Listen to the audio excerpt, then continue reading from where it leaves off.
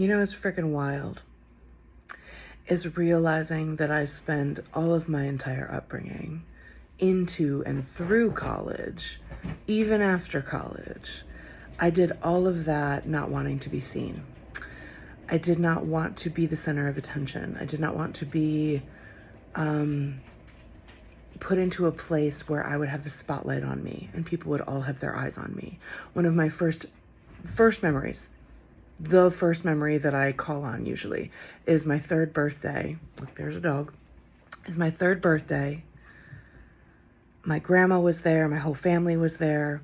They start singing happy birthday to me. And what happens? I burst into tears and I cry because everybody's looking at me at the same time. Precious. And that carried on, where other behaviors came out of that belief that it was too overwhelming to be the center of attention. I also did not want to ever be embarrassed. Embarrassment was one of my number one fears growing up. The idea that if I mess it up and people see, somehow that is beyond mortifying, beyond damaging, basically the end of life as we know it. And so I would have panic attacks. I had a lot of panic attacks as a child. And a lot of that had to do with being insecure in my body, feeling insecure in myself. A lot of that had to do with my body. The fear of being seen also carried over into my dating life, where I didn't think that my body was attractive at all. I actually never had a concept that my body was attractive until I was probably 27 or so. And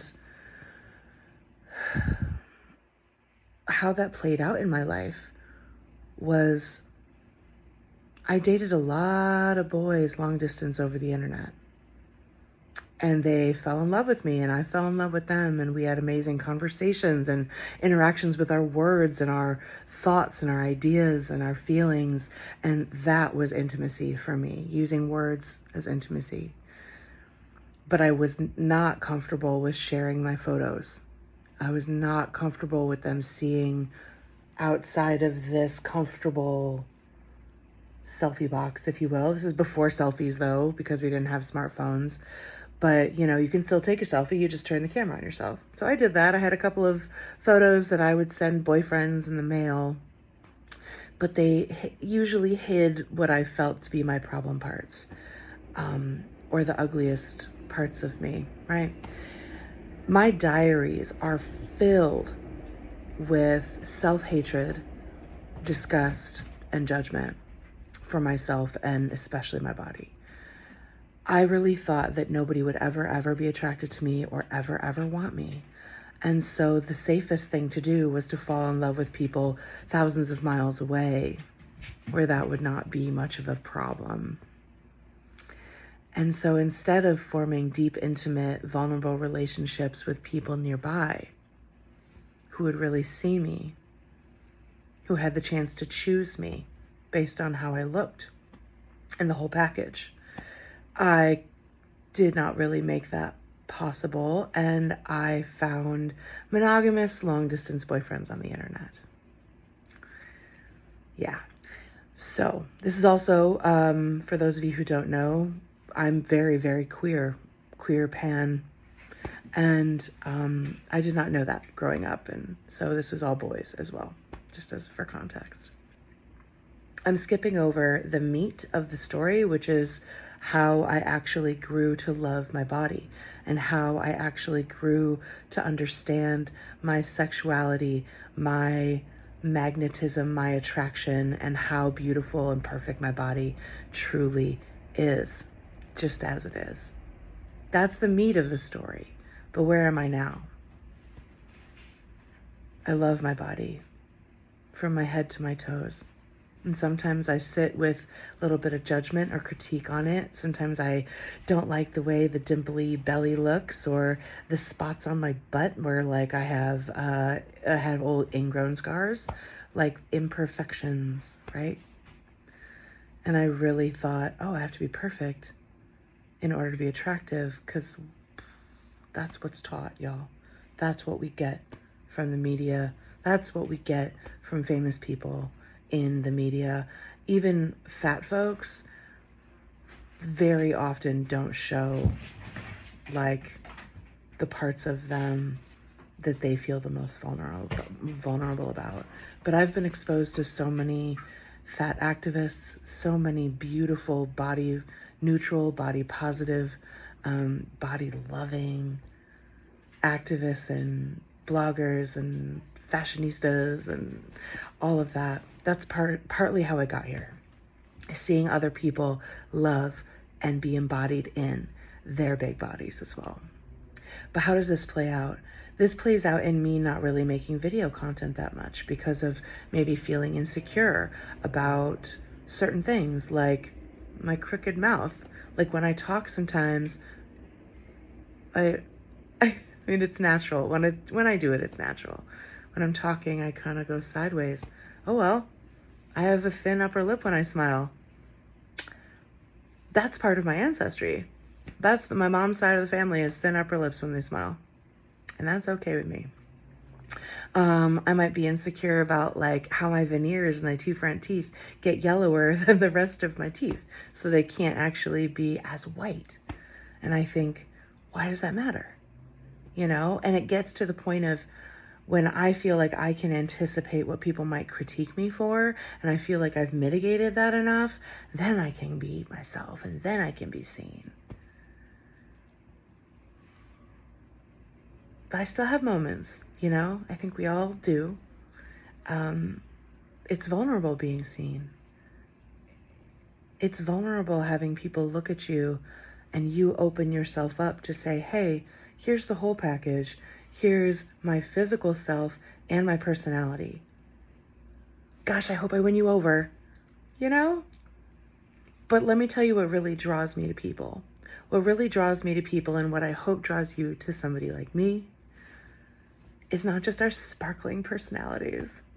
That is the major piece. And it's not just good looks or fashion or good editing or lighting. It's their special spark. It's the special magic within that person. It's the sense of you seeing their true self come out behind a curtain. The moments where you feel like you get the actual authentic human in front of you. And you feel, I think on an intuitive level, more than even a conscious level, you feel like you know them, or you feel like they get you, or you feel like you could be safe with this person and comfortable with them. And so as I show my true self and my real self, and as I bring you in to my process, what I am thinking and encountering and doing, and who I am, and as I show more and more of myself, I'm taking that chance of being seen. And there's that child part of me that doesn't want to be seen and doesn't want to be judged, wants her personality to win overall. But I want to give you the whole package, right? I want you to hear what I'm speaking. I want you to see me. And I want you to feel inside, hey, do I feel aligned with this person? Is this person part of, like, does this person resonate with me? Do I dig them? Do they make me feel safe? Do they make me feel cared about and seen? I like them. I like them genuinely because I see their genuine self. What I'm hoping is that I show my genuine self and that I'm not so afraid to be seen, because there's a childhood part of me that needs this medicine, that needs the medicine of vulnerability, of saying, yeah, you can look at me. I'm really comfortable with that. In fact, I hope you do. Because I'm here to give permission. I'm here to give permission to people who aren't comfortable being themselves by being myself. So when you see me out on that dance floor and I got a sweatband on, I got a fan going, I got my arm wings flapping, okay? That's me being joy in my life, in my whole body, with every dimple, every roll, every jiggly part, every old scar. And I'm inviting you into my joy because I get to be my full self. And if you see me shining and you're like, oh my God, I can do that too. Think about what fire does. Think about what the light of fire does. If you light a fire, a candle, a lighter, when you light something else with that fire, it doesn't put the original fire out. It just adds more light, just adds more fire. So maybe you use your light to inspire someone else to shine theirs a little brighter. And that's something I'm here to do. That's something I'm actually really good at. I have so many examples in my life of when I showed up in my own joy, in my own confidence, and felt free in my body, being myself. Sometimes when you see somebody being their authentic self, you feel a little bit more free being yourself. So if you see me, a fat goddess, shouting, hollering, screaming, and loving at a show, that's me being my genuine self. That's not me putting on a show. That's me being free. And you get to do that too, in whatever way makes you joyful and happy and free and perfectly yourself. So that's part of my gift.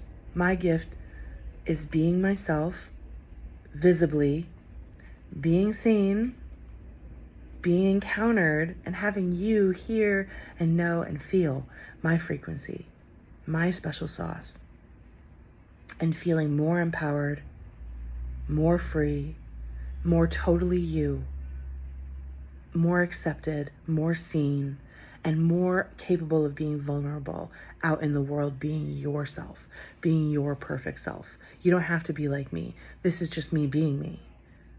That's not the point. The point is to be you in your authentic, absolutely true frequency of the part of you that is the most really you, the part of you that comes to shine. So,